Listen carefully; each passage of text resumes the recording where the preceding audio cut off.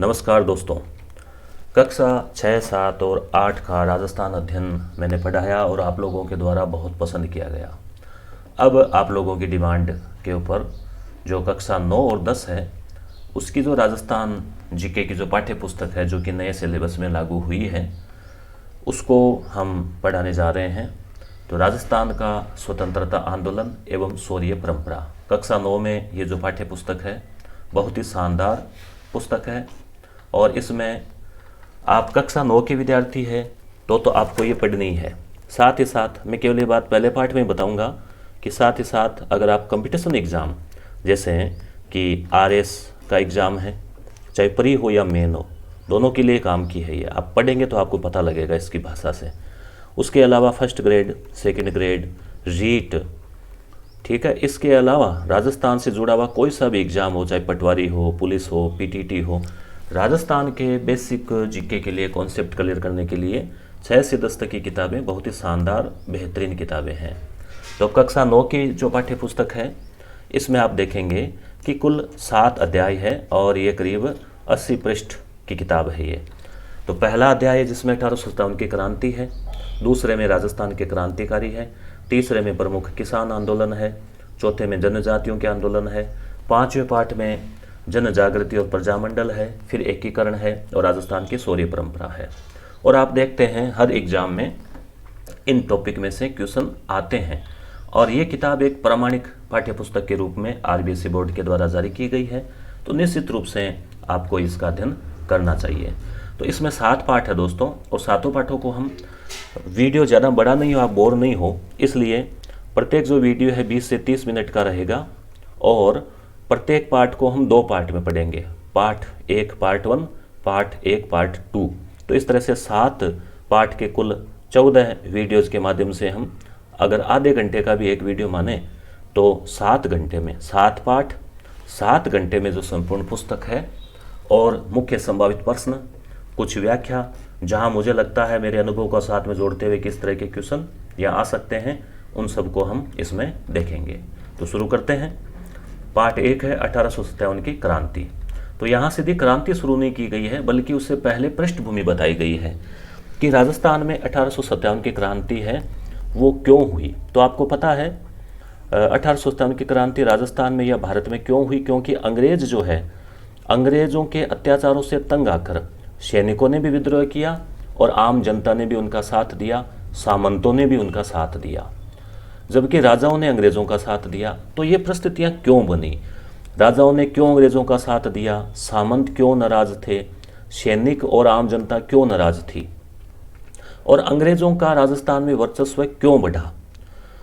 तो इसके पहले की स्थिति को हम समझेंगे तो मुगलों के समय जो है, मुगलों के बाद धीरे धीरे मुगलों का पतन होने लगा, तो उसी दरमियान मराठे जो है मराठों का हस्तक्षेप बढ़ने लगा। तो हम मराठों से शुरुआत करेंगे कि मराठों का हस्तक्षेप और प्रभाव, यानी पाठ्य पुस्तक में यहीं से शुरू किया गया है कि मुगल साम्राज्य के पतन के पश्चात, यानी औरंगजेब के बाद में मुगल साम्राज्य कमज़ोर होने लगा था। औरंगजेब की मृत्यु हुई थी 1707 में। उसके बाद में मराठों में जैसे शिवाजी के समय जो मराठों की छवि थी वो एक अलग छवि थी, मगर शिवाजी के बाद संभाजी और फिर उनका जो पोता है शिवाजी का साहू के बाद स्थिति धीरे धीरे जो है मराठों में फूट पड़ने लगी और मराठे भी अलग अलग शाखाओं में बंट गए। फिर उनमें आपस में भी नहीं बनती थी, आपस में भी कंपटीशन रहता था और साथ ही साथ वो एक तरह से लूट खसोट या जैसे मान लो सुपारी टाइप का सिस्टम जो है उनके शुरू हो गया था कि मान लीजिए एक जगह हमला किया, वहाँ से रिश्वत ली और दूसरी जगह हमला कर दिया, ऐसी स्थितियाँ जो है आने लग गई थी। तो आप समझिए मराठों ने दक्षिण में प्रभुत्व स्थापित करने के पश्चात मालवा और गुजरात में अपना प्रभाव स्थापित कर लिया था। अब ये राजस्थान के पड़ोस में है तो राजस्थान में भी जो है प्रवेश करना सहज हो गया था। वे मराठे महाराष्ट्र से गुजरात, एमपी और इधर राजस्थान और दिल्ली तक भी वो धावे करते थे। हालांकि शक्तिशाली थे मगर उनकी थोड़ी सी रणनीति या उनके जो मूल्य है वो फिर चेंज हो गए और उस समय राजनीतिक परिस्थितियां ऐसी थी, कोई एक छत्र राज नहीं था। 1711 में प्रथम बार मराठों ने मंदसौर के निकट मेवाड़ी क्षेत्र से धन एकत्र किया इस घटना से चिंतित उदयपुर के महाराणा संग्राम सिंह, ये महाराणा सांगा जो है ना द्वितीय है, वो नहीं है खानवा युद्ध वाले। जयपुर के शासक जय सिंह, ये जय सिंह कौन से हैं? ये भी जय सिंह द्वितीय है, सवाई जय सिंह। जयपुर बसाया के बाद मुगल बादशाह मोहम्मद शाह है, जो रंगीला बोलते हैं, मोहम्मद शाह रंगीला से मराठा समस्या के बारे में विचार विमर्श किया कि भाई देखो ये बार बार हमले कर रहे हैं, क्या करें। 1724 ईस्वी के बाद राजस्थान में मराठा आक्रमणों में तेजी आई। इसी बीच ये देखो मैंने हाईलाइट कर रखा है पहले से ही, वहाँ आपके ऑब्जेक्टिव क्वेश्चन बन सकता है परीक्षा में। अप्रैल 1734 में बूंदी के पदच्युत शासक, यानी इनको हटा दिया गया था, बुद्ध सिंह को। अब बुद्ध सिंह ने क्या किया, देखो बूंदी बुद्ध सिंह, यहाँ भी बी और यहाँ भी बी, याद रह जाएगा, ने मराठा सहायता प्राप्त करके दलेल सिंह को गद्दी से हटा दिया और स्वयं शासक बन गया। तो सबसे पहले मराठों ने किस रियासत में हस्तक्षेप किया, ये क्वेश्चन कई बार पूछा गया है, तो क्या आ जाएगा, बूंदी। ट्रिक भी है, बूंदी खाने के लिए, मीठा खाने के लिए आ गए, ऐसे ट्रिक से याद रख सकते हैं, बूंदी। तो किसने निमंत्रण दिया, बुद्ध सिंह ने। ठीक है, आगे की बात करें तो इस तरह से मराठों को क्या है, चला कर ही मौका मिल गया ना, उनको तो निमंत्रण दे रहे हैं, बुला रहे हैं, तो मौका मिल ही गया। 1735 ईस्वी में मालवा पर अधिकार करने के बाद, मालवा कहाँ, मध्य प्रदेश MP वाला क्षेत्र, मराठों को राजस्थान पर आक्रमण करने के लिए एक आसान मार्ग मिल गया।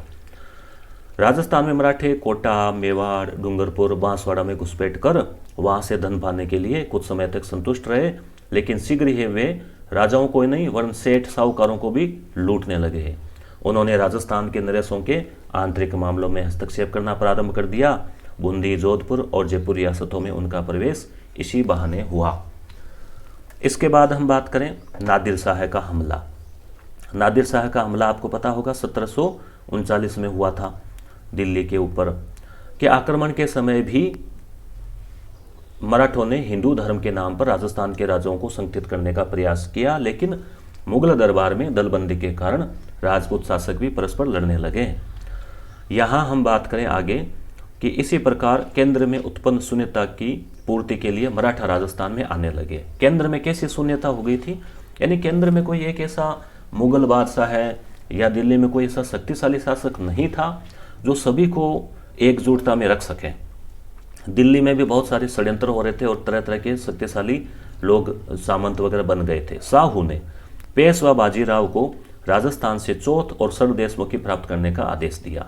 ये इंपॉर्टेंट लाइन है, इसलिए इसको मैंने हाईलाइट किया है। देखो, छत्रपति शिवाजी, उनके बेटे थे संभाजी। छत्रपति शिवाजी ने 1680 तक जो है शासन संभाला। संभाजी 1680 से 88 तक थे और साहू जो है कई सालों तक जेल में रहा और 1707 में औरंगजेब की मृत्यु हुई, तब इनको औरंगजेब के पुत्र बहादुर शाह ने इनको आज़ाद किया। तो 1707 से ये शासक रहा। जेल में होने की वजह से साहू को प्रशासन की ज़्यादा जानकारी नहीं थी, तो इनका प्रधानमंत्री, जिसे कहा जाता था पेशवा जो है वो शक्तिशाली हो गए। और पहला जो पेशवा था उसका नाम था विश्वनाथ, जिसने 1713 से 1720 तक पेशवा का कार्य संभाला। फिर इनका बेटा आ गया बाजीराव। आपने एक फिल्म भी देखी होगी बाजीराव मस्तानी, उसमें उसी बाजीराव की कहानी है। ये 1720 से 20 दूनी 40 तक रहे। उसके बाद में आया बालाजी बाजीराव या बाजीराव द्वितीय भी बोलते हैं। वो 1740 से 1761 तक पेशवा रहे। तीनों ही पेशवाओं के समय मराठों की शक्ति बहुत बढ़ी। और बाजीराव का तो ये था कि मराठा ध्वज जो है वो कटक से अटक तक फहराएंगे। बालाजी बाजीराव के समय पानीपत का तृतीय युद्ध हुआ, जिसमें कि मराठों की हार होने से मराठों की शक्ति क्षीण हो गई। तो ये तीन शुरुआत के जो पेशवा है, विश्वनाथ, इनके पुत्र है बाजीराव, इनके पुत्र है बालाजी बाजीराव। उसके बाद में माधवराव आए, तो मगर तीन पेशवाओं का कार्यकाल काफ़ी शक्तिशाली माना जाता है। तो मराठे जो है वो 2 टैक्स लेते थे, एक तो चौथ जो लगभग चौथा हिस्सा था और सरदेशमुखी 1/10 था। तो ये टैक्स लेते और बदले में सिक्योरिटी का जो है, सुरक्षा का जो है वादा करते। तो राजस्थान से पेशवा बाजीराव ने चौथ और सरदेशमुखी का आदेश दिया साहू ने। सवाई जय सिंह जो मालवा का सूबेदार भी था, यानी जयपुर के जो सवाई जय सिंह शासक थे, मालवा का सूबेदार भी बनाया गया था, मराठों को घेर लिया। मराठों ने घेर लिया, जय सिंह ने पराजय स्वीकार कर ली और 28 परगने मराठों को देने पड़े। तो यहाँ पुनः मराठे जो है एक तरह से शक्तिशाली साबित हो रहे हैं। 1761 से 1791 के मध्य राजस्थान में राजपूत शासकों की कमज़ोर स्थिति के कारण विभिन्न राज्यों पर मराठों का प्रभुत्व हो गया। तो यहाँ तक आपके समझ में आ गई होगी कहानी कि मराठे बार बार परेशान कर रहे हैं राजस्थान के राजाओं को, हमला कर रहे हैं, बूंदी में प्रवेश किया, फिर जयसिंह तक को हरा दिया, चौथ सरदेशमुखी ली, बाजीराव का हस्तक्षेप बढ़ता गया। तो इस तरह से क्या है, राजस्थान के जो राजा हैं वो तंग आ गए। अब क्या किया, अब राजस्थान के राजाओं ने सोचा कि मराठों से बचने के लिए क्यों हम इकट्ठे हो जाएं, एकजुट हो जाएं। तो उन्होंने एक सम्मेलन बुलाने की सोची। जयपुर के सवाई जय सिंह जो है उन्होंने कहा कि एक सम्मेलन बुलाते हैं। कहाँ पर? मेवाड़ में। तो जुलाई 1734 में जयपुर, जोधपुर, उदयपुर, कोटा, किशनगढ़, नागौर, बीकानेर के शासक मेवाड़ में हुरडा नामक स्थान पर एकत्र हुए। हुरडा कहाँ है? हुरडा है भीलवाड़ा में। हुरडा भीलवाड़ा में है। और ये ट्रिक है, बिना कोट के किशन जोधपुर गया। बिना कोट के, बिना मतलब बीकानेर, नागौर, कोटा, किशनगढ़, जोधपुर। तो 1 2 3 4 5 तो ये हो गए। फिर जयपुर और मेवाड़ तो है ही, क्योंकि जयपुर के जो शासक थे जय सिंह, उन्होंने तो क्या किया था कि सुझाव दिया था। और मेवाड़ के जो है जगत सिंह, उन्होंने अध्यक्षता की थी। ठीक है। तो 17 जुलाई 1734 को ये सम्मेलन आयोजित हुआ था। देखो 17 7 है, इसमें भी जुलाई में 7 है, 17 में भी 7 है, और 17 दूनी 34। ट्रिक है, देखो 17 17 दूनी 34, तो इजीली आपको सन याद रह जाएगा। अध्यक्षता जगत सिंह द्वितीय ने की और आयोजन उन्होंने किया। परंतु देखो अब ये एक एक लाइन पढ़ो ना, उसके बजाय मैं आपको सारी बता देता हूँ। आप इसकी PDF मेरे टेलीग्राम चैनल पर देख सकते हैं। एक एप्लीकेशन भी लॉन्च किया हमने दोस्तों, जिसका नाम है यस गुरु। तो आप जो है प्ले स्टोर से या वीडियो के नीचे लिंक से इसे लोड कर लें। यहाँ पर भी आपको सारी वीडियो, सारी PDF, टेस्ट सीरीज वो सब आपको मिल जाएगी। ठीक है। इस प्रकार का आपको लोगो मिलेगा, यस गुरु लिखा हुआ। और जो है आपको ध्यान रखना है इसमें कि यहाँ सारी चीज़ें आपको मिल जाएगी। अब हम बात करते हैं कि ये सम्मेलन असफल हो गया। असफल क्यों हो गया? क्योंकि एकजुटता नहीं थी, सारे एकजुट नहीं हुए। तो मराठों को तो पुनः मौका मिल गया, क्योंकि आपस में स्वार्थ की नीतियां वगैरह इस तरह से। पेशवा बाजीराव अक्टूबर 1735 में उत्तर भारत की यात्रा पर निकला। और वो देखो 34 में सम्मेलन हुआ और 35 में वो खुद आ गया कि देखते हैं कौन सम्मेलन करने वाले थे। तो उसने महाराजा जगत सिंह का आतिथ्य स्वीकार किया और उपहार के रूप में चौथ का समझौता हुआ। फिर वह जयपुर भी आया।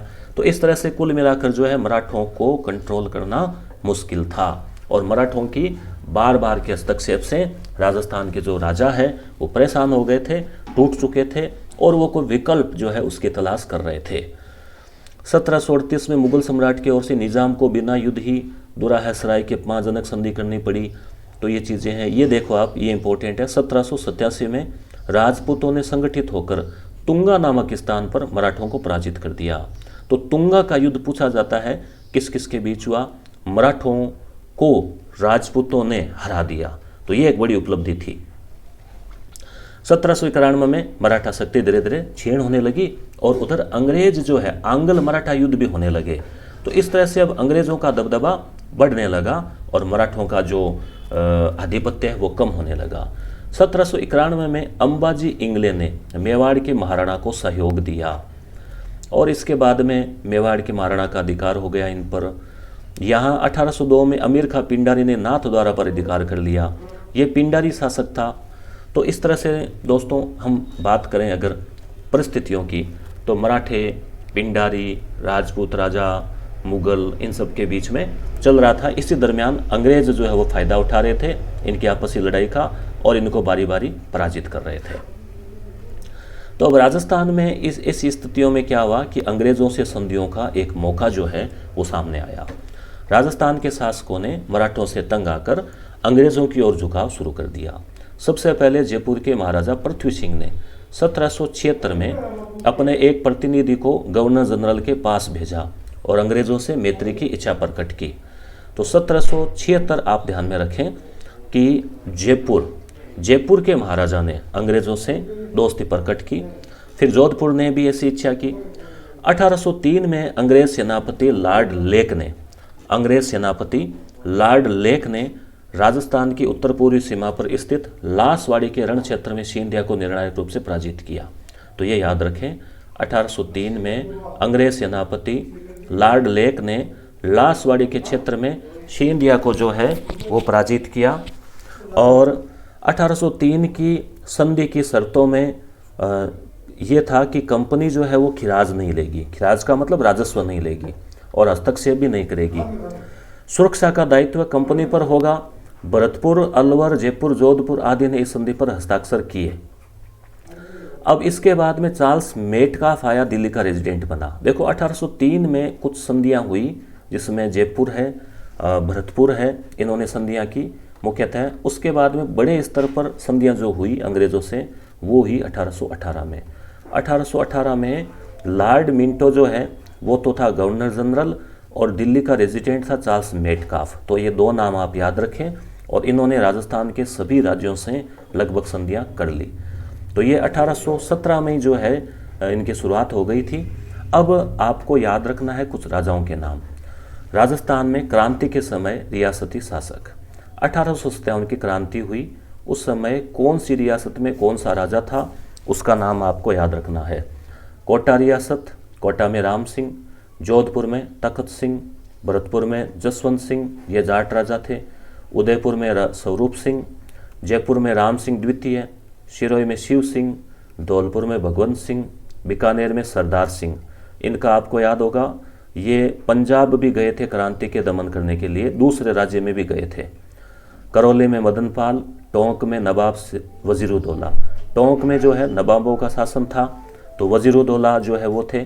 बूंदी में राम सिंह, तो राम सिंह नाम के यहाँ आपको बूंदी में भी है, राम सिंह नाम के जयपुर में भी है और राम सिंह नाम के आपको यहाँ और भी मिलेंगे कोटा में भी। अलवर में विनय सिंह, जैसलमेर में रणजीत सिंह, झालावाड़ में पृथ्वी सिंह, प्रतापगढ़ में दलपत सिंह, बांसवाड़ा में लक्ष्मण सिंह, डूंगरपुर में उदय सिंह। अब आप कहेंगे कि ये 17 के सब नाम याद रखने हैं क्या? तो देखो लगभग कोशिश करनी चाहिए याद रखने की, नहीं भी रहे तो जैसे जैसे हम आगे पढ़ेंगे ना कि वैसे वैसे याद आ जाएगा कि जोधपुर में जो युद्ध हुआ बिथोड़ा का, तखत सिंह आए सेना लेके, तो धीरे धीरे अपने आप याद होने लग जाएगा। बड़ी रियासतें हैं उनके तो ज़रूर याद रखें, जोधपुर, बीकानेर, जयपुर, कोटा, इस तरह से 4-5 तो ज़रूर याद रखें। तो अब इधर जो मेटकाफ आया था उसका निमंत्रण मिलते ही करौली ने संधि स्वीकार कर ली 1818 वाली, 1817 में दिसंबर में कोटा ने स्वीकार कर ली।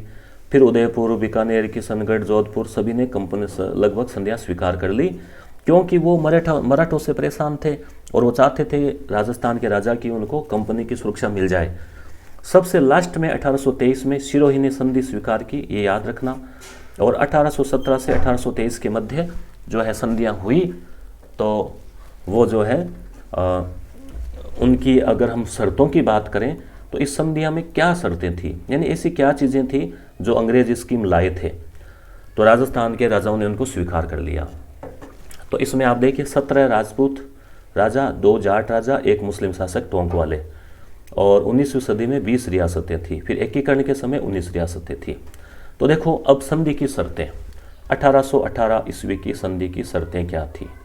ये प्रश्न RS मेंस एग्जाम से लेके कोई भी कंपटीशन का ऑब्जेक्टिव एग्जाम में पूछा जा सकता है। 4 ऑप्शन दे दिए, कौन सी एक शर्त नहीं थी। तो पहली बात, अंग्रेजों की सर्वोच्चता, यानी देखो अंग्रेज जो है वो सुप्रीम रहेंगे।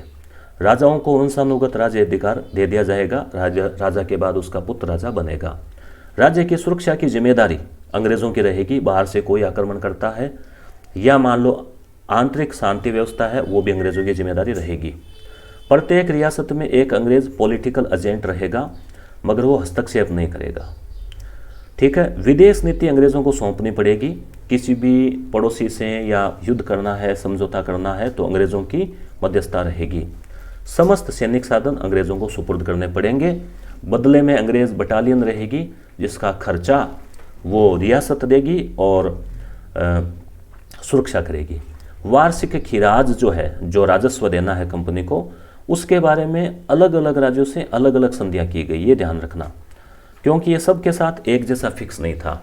अगर उन्होंने कहा आप मराठों को दे रहे हैं तो हमें दे देना, मराठों को नहीं दे रहे तो हमें मत देना। तो मराठों को दिए जाने वाले खिराज के आधार पर जो है ये किया गया। अब परिणाम क्या रहे, इन संधियों के क्या परिणाम रहे? तो एक तो राजाओं की आर्थिक स्थिति कमजोर हो गई। क्यों? क्योंकि अंग्रेज बार बार हस्तक्षेप कर रहे थे। अब राजा जो है वो भी अपने कार्यों के प्रति उदासीन रहने लग गए। प्रत्येक रियासत में पॉलिटिकल एजेंट तानाशाह बन गए, हस्तक्षेप करने लग गए। तो इस तरह से ये जो संधियां हैं वो एक तरह से राजस्थान की रियासतों के लिए नुकसानदायक साबित हुई। जैसे सांबर झील है, मेवाड़ में अफीम उत्पादन है, यहाँ पर अंग्रेज़ों ने अधिकार कर लिया, कहीं डायरेक्ट और कहीं इनडायरेक्ट अपनी सैनिक टुकड़ियाँ स्थापित कर दी। सेना तो अंग्रेज़ों की बढ़ रही है, खर्चा राजस्थान के राजाओं का लग रहा है, भारी खिराज चुकाना पड़ गया, हस्तक्षेप बढ़ गए, झगड़े बढ़ गए, षड्यंत्र बढ़ गए, आर्थिक स्थिति कमज़ोर हो गई। तो 1818 की संधियों के परिणाम घातक ही रहे। मगर ये राजाओं को क्यों स्वीकार करनी पड़ी? तो उसकी पृष्ठभूमि के पीछे हैं मराठों के आक्रमण, वो भी है। फिर दूसरा कारण ये भी है कि राजस्थान के राजाओं की एकजुटता नहीं थी। अगर वो एकजुट होते, अगर हुडा सम्मेलन सफल हो जाता तो हो सकता है कि ये संधियाँ स्वीकार नहीं करनी पड़ती। तो अब इन संधियों के साथ साथ एक परिणाम और भी रहा कि सामंतों की स्थिति कमज़ोर होती गई। क्यों? क्योंकि अंग्रेज जो है वो सीधे राजाओं के साथ समझौता किए हुए थे और अंग्रेज़ों ने सामंतों की शक्ति को कुचलने का प्रयास किया। तो इस तरह से सामंतों के जो विशेषाधिकार है उनको समाप्त कर दिया गया। जैसे मान लो दाना पानी, राहदारी, इनके जो शुल्क थे ना वो, तो सामंतों में गुस्सा फूट पड़ा। और आप देखते हैं जो खुशहाल सिंह थे तो वो एक तरह से सामंतों का प्रतिनिधित्व कर रहे थे। इस प्रकार जब अंग्रेज़ों ने जयपुर की राजमाता भटियाणी को अधिकारच्युत करने का प्रयास किया तो वहाँ के लोगों ने क्रुद्ध होकर कप्तान ब्लेक की हत्या कर दी।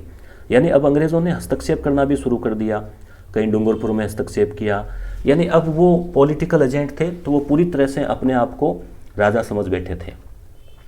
अब ये आपको याद रखना है जो पॉलिटिकल एजेंट है वो कहाँ कौन कौन थे। कोटा में मेजर बर्टन, कोट का बटन याद रखना, कोट का बटन, इनकी वो हत्या कर दी गई थी, सर घुमाया गया था।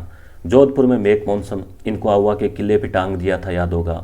भरतपुर में मॉरिसन, जयपुर में ईडन, उदयपुर में सावर्स और सिरोही में जेडी हॉल, ये थे।